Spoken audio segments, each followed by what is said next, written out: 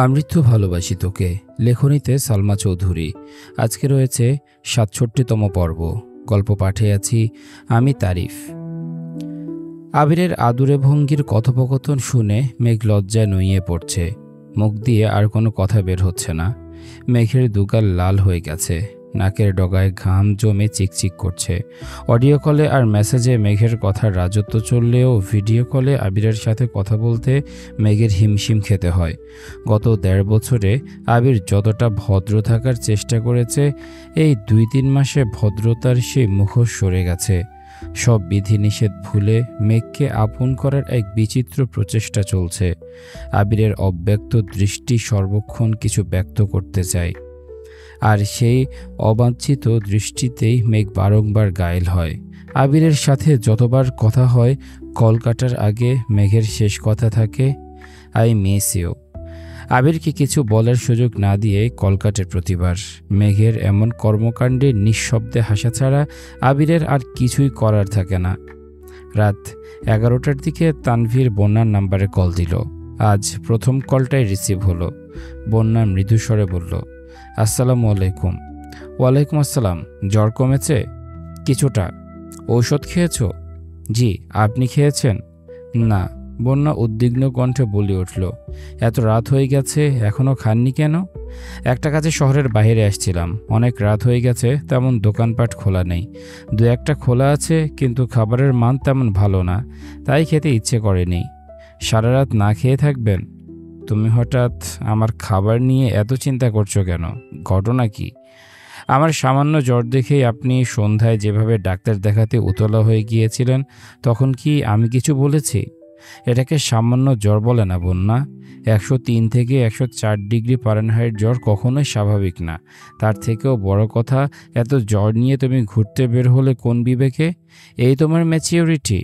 আমি কখন বললাম আমি ম্যাচিউর? তাছাড়া আজ না বের হলে হয়তো জীবনের সেরা মুহূর্তটা মিস করতাম। মানে কিসের সেরা মুহূর্ত? তেমন কিছু না, তবে অনেক কিছু। বনুর মতো তুমিও শুরু করো না প্লিজ। এমনিতে খাইনি, মাথা ঘুরছে। তোমার কথা শুনে মনে হচ্ছে এখনই বেহুশ হয়ে যাব। কেউ হয়েছে বলো প্লিজ। বন্যা পিসপিস করে বলল, আপু আসছে, বাই।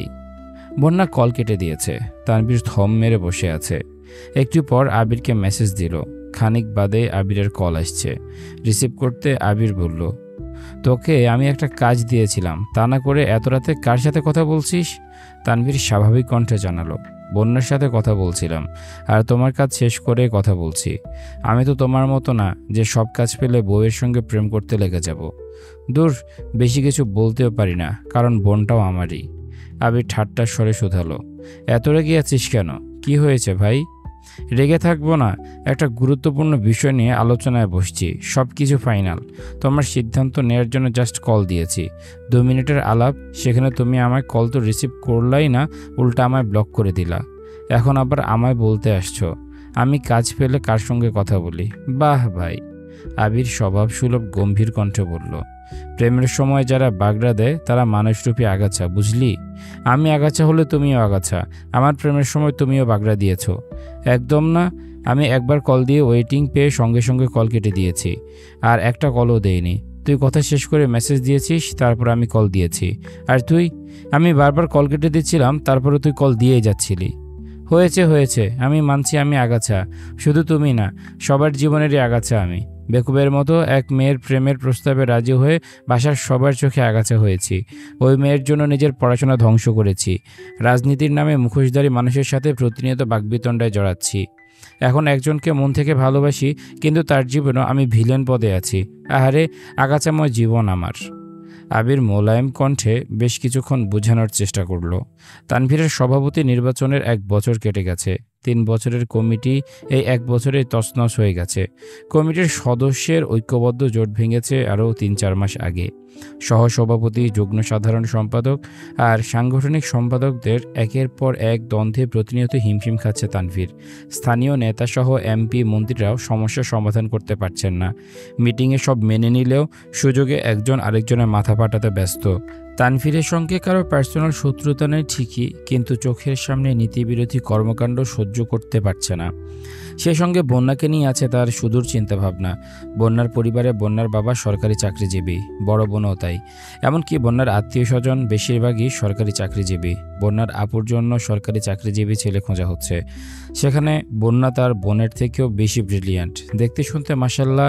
তাই স্বাভাবিকভাবে বলা যায় বন্যাকে বিয়ে করার জন্য তানভীরের বিন্দুমাত্র যোগ্যতা নেই। বন্যাদের বংশের কেউ কখনো রাজনীতি করেনি। সেখানে তানভীরদের বাসায় স্বয়ং আলী আহমদ খান এককালে এলাকার সুপরিচিত রাজনীতিবিদ ছিলেন। গ্রামের বাড়িতে এখনও অনেকে ওনাকে নেতা হিসেবেই চেনেন। পারিবারিক ও ব্যক্তিগত শত্রুতার কারণে একসময় রাজনীতি ছেড়ে গ্রামের সাথে সম্পর্ক ছিন্ন করে ঢাকায় চলে আসেন। হয়তো বাবার রক্তের টানে কলেজ জীবনে আবিরও টুকটাক রাজনীতিতে জড়িয়েছিল। তবে পুরোপুরি জড়ানোর আগেই কলেজের এক স্যার আবিরকে বুঝিয়ে রাজনীতির চিন্তা ছাড়িয়ে পড়াশোনার প্রতি মনোযোগী করেন। আব্বু আর স্যারের কথা মেনে আবিরও রাজনীতি নিয়ে তেমন ভাবেনি। কিন্তু তানভীর আবিরের মতো না। ওই মেয়ের কারণে বাসায় যখন ঝামেলা হয়েছিল তখন 2-3 নেতা আলী আহমদ খান ও মোজাম্মেল খানকে বাজে কথা বলেছিলেন। সেখান থেকেই তানভীরের ভেতর জেদ কাজ করে আর সে রাজনীতি করার সিদ্ধান্ত নেয়। রাজনীতি করতে না দিলে পড়াশোনা করবে না বলে হুমকি পর্যন্ত দিয়েছিল। তখন বয়স কম ছিল আর তানভীর এতটাই জেদি ছিল যে আবিরও তাকে মানাতে পারেনি। তাই বাধ্য হয়ে তানভীরকে বেশ কিছু শর্ত দিয়ে আবির রাজি হয়েছিল। কয়েক বছরেই তানভীরের মন উঠে গেছে। একদিন কথায় কথায় মেঘের মুখে শুনেছে বন্যার রাজনীতি একদম পছন্দ না।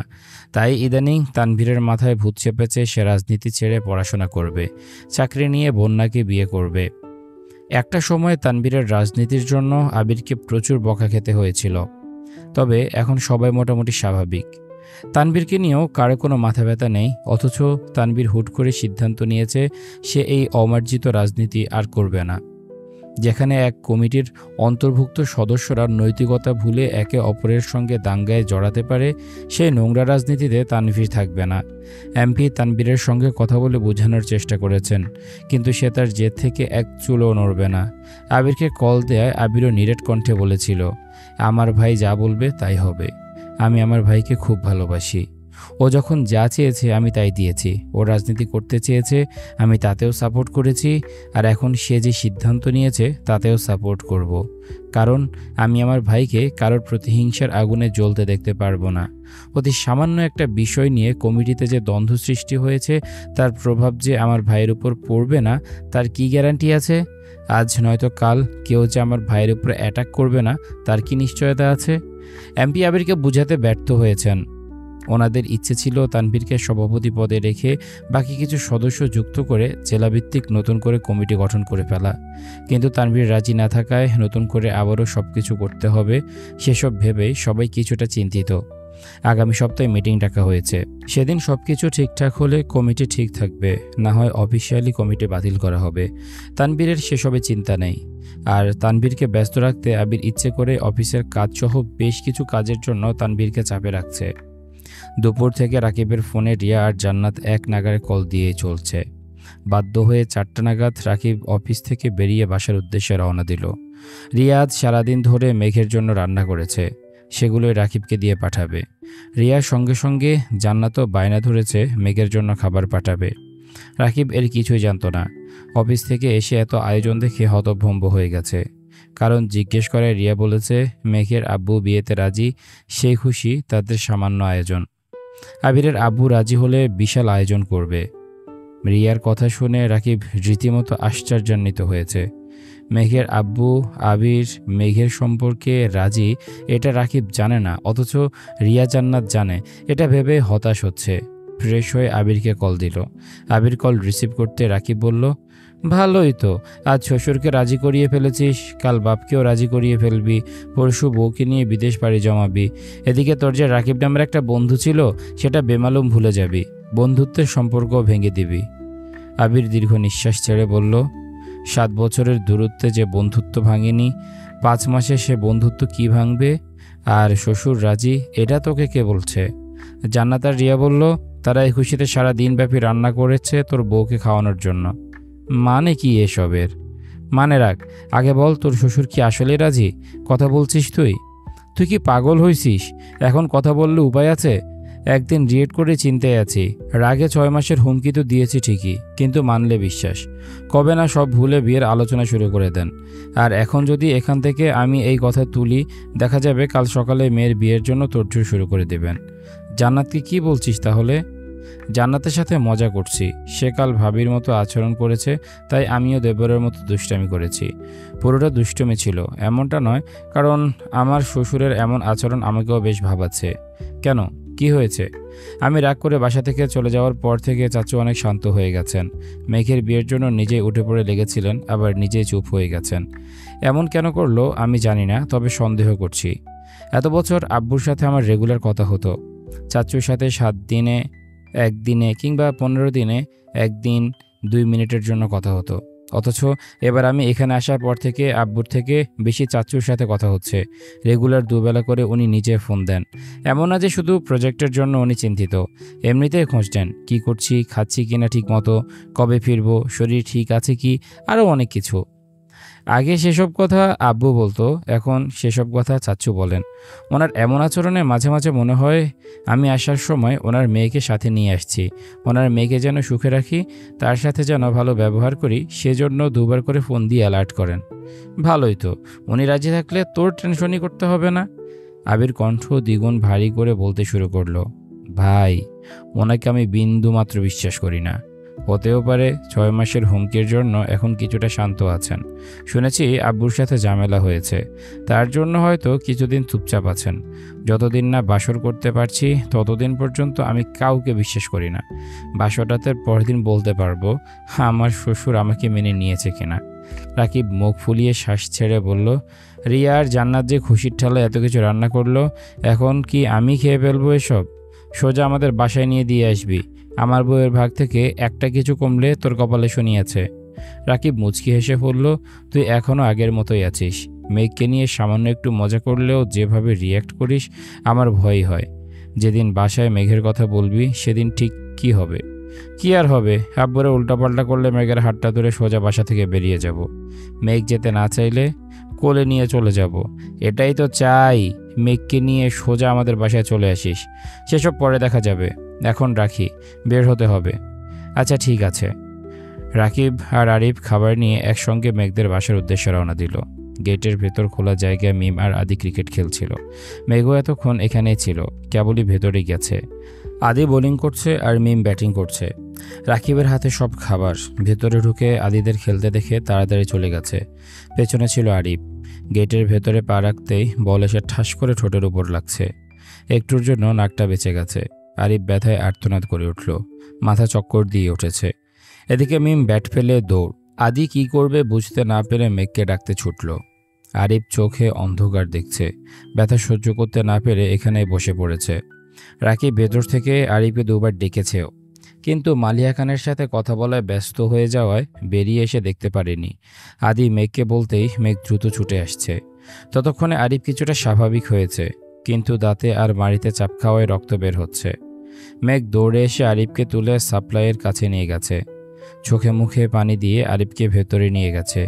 মেঘ ফ্রিজ থেকে বরফ বের করে ঠোঁটের উপর লাগাচ্ছে। কিছুক্ষণের মধ্যে জায়গাটা ফুলে গেছে। মিম বেশ কিছুক্ষণ পর নিচে আসছে, শীতল চোখে আরিফের দিকে তাকিয়ে আছে। অন্য সময় ইচ্ছাকৃত ব্যথা দিলেও মিম আজ ইচ্ছে করে কিছু করেনি। মিম ভেবেছিল রাকিব ভাইয়া একাই এসেছেন, তাই রাকিব ভেতরে চলে যাওয়ায় আবার খেলতে শুরু করেছিল। মিম আর আদি চুপচাপ মাথা নিচু করে দাঁড়িয়ে আছে। রাকিব আরিফের পাশে সোফায় বসে আছে। আলী আহমদ খান বাসায় ফিরে আরিফের অবস্থা দেখে চিন্তিত স্বরে জানতে চাইলেন, কি হয়েছে তোমার? আরিফ সত্যি কথা বলতে গিয়েও থেমে গেল। মিমের শীতল চোখ দুটো আর অসহায়ের মতো চাহনি দেখে আরিফ আস্তে করে বলল, তেমন কিছু না বড় মামা।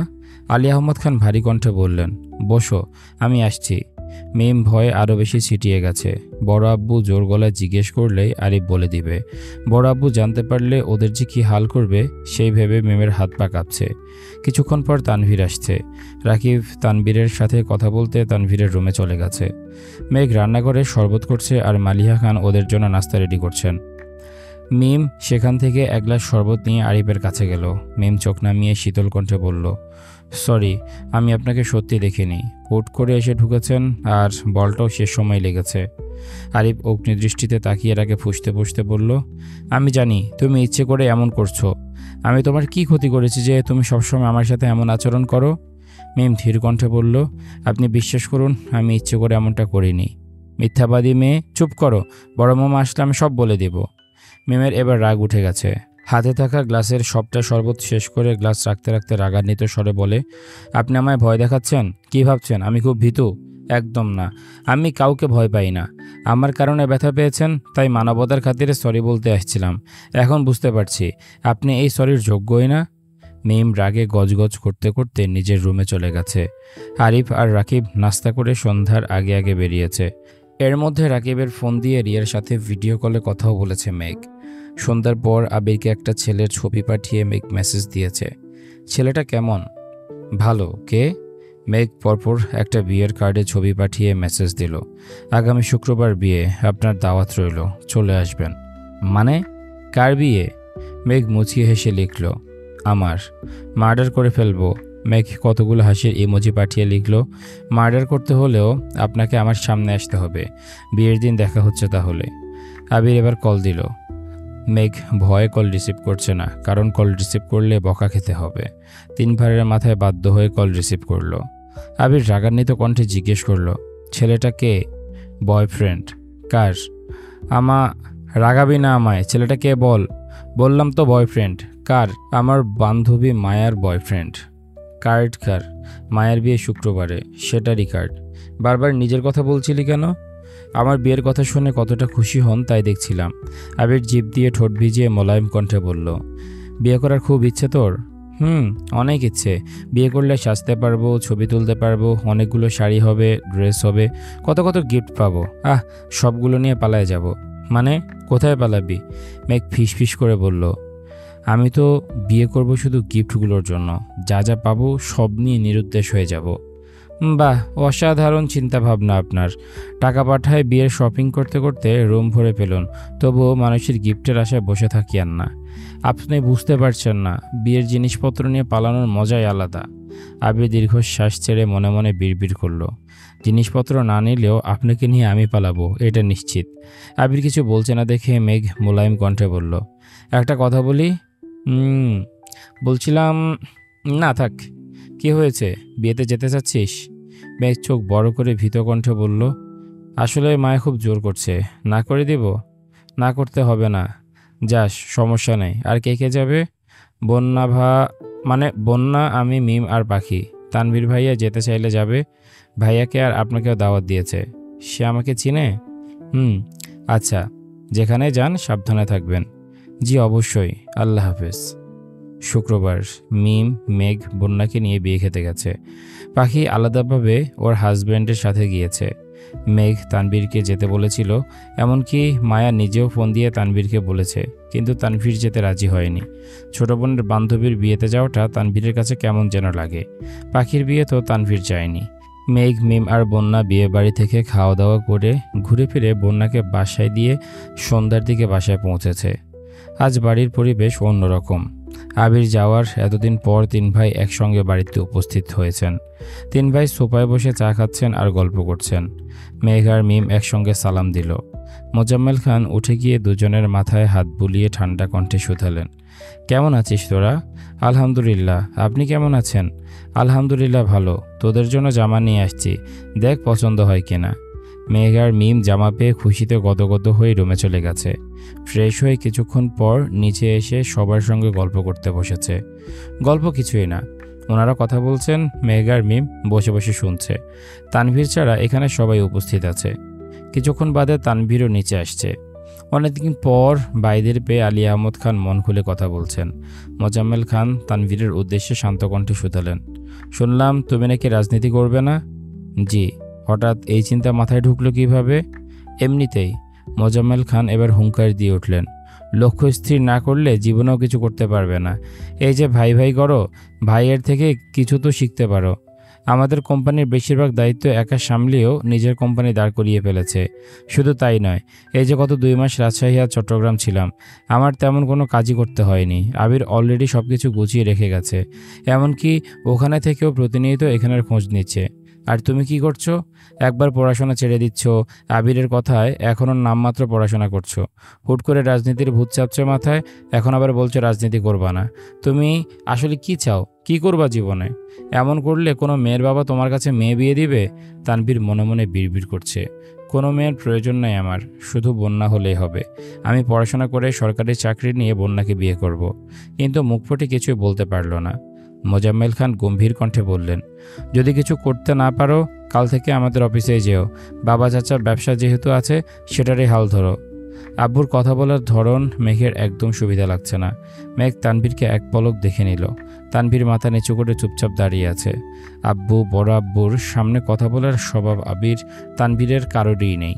মেঘ কপট রাগী স্বরে বলল, ভাইয়া অফিসে যাবে না, পড়াশোনা করে চাকরি নেবে। মোজাম্মেল খান মেকি স্বরে বললেন, তোমার ভাই করবে চাকরি? মেঘের মন খারাপ হয়ে গেছে। তানভীরের দিকে তাকিয়ে আছে। নিজের উপর কনফিডেন্স নিয়ে বন্যাকে প্রপোজ করেছে মেঘ। বন্যার ইচ্ছে অনিচ্ছা সবটাই মেঘ জানে। বন্যার আব্বু স্ট্রং মেন্টালিটির মানুষ।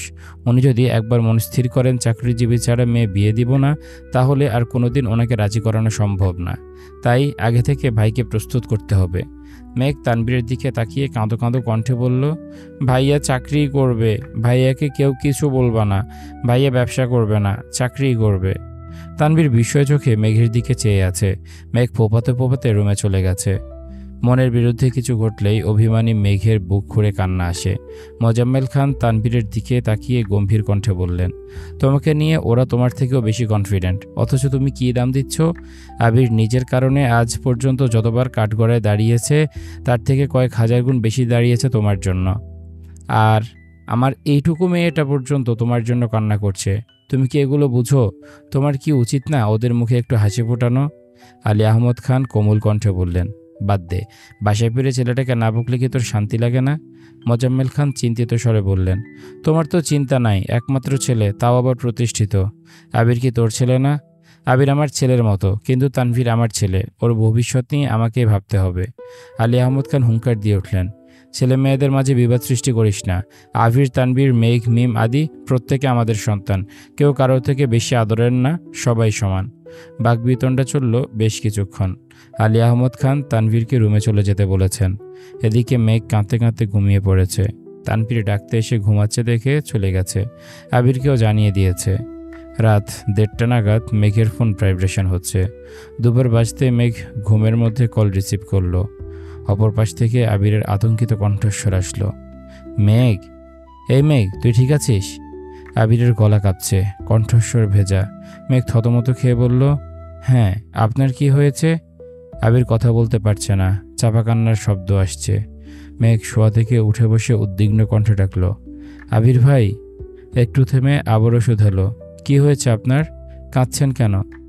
আবির কিছু না বলে কল কেটে দিয়েছে। মেঘ দ্রুত ওয়াশরুম থেকে মুখ ধুয়ে এসে নেট অন করে তাড়াতাড়ি আবিরকে ভিডিও কল দিল। খানিক বাদে আবির কল রিসিভ করলো। বৈদ্যুতিক বাতির আলোতে আবিরের রক্তাভ চোখে চোখ পড়তেই মেঘের শরীর কম্পিত হলো। প্যাকাশে চেহারা, গালে পানির দাগ, চোখের নিচ ভিজে আছে এখনো, লাইটের আলোতে চিকচিক করছে। মেঘ আর্তনাদ করে উঠল, কি হয়েছে আপনার? জানি না। ঘুমাইছিলেন? বাজে স্বপ্ন দেখছেন? ভয় পাইছেন? আবির ভ্রুকুচকে মেঘের দিকে তাকিয়ে শীতল কণ্ঠে উত্তর দিল। আর একটু হলে আত্মাটা বেরিয়ে যেত। মেঘ নির্বোধের মতো আবিরের দিকে তাকিয়ে আছে। হঠাৎ ঠোঁট বেঁকিয়ে মুচকি হেসে বলল, আপনি না খুব সাহসী, এত ভয় পেলে হবে? আবির চোখ মুখে রাশভারী কণ্ঠে জবাব দিল, পৃথিবীর সবার কাছে আমি সাহসী হলেও আমার মন জানে একজনের জন্য আমার হৃৎপিণ্ড ঠিক কতটা দুর্বল। তার কিছু হলে আমি সত্যিই মরে যাব। এই ছিল আজকের পর্ব। কেমন লেগেছে তোমাদের কমেন্ট করে জানাও। দেখা হচ্ছে পরের পর্বে। ততক্ষণ পর্যন্ত সবাই ভালো থাকো, সুস্থ থাকো। আজকের মতো আমি তারিফ এখানে বিদায় নিচ্ছি। আল্লাহ হাফেজ।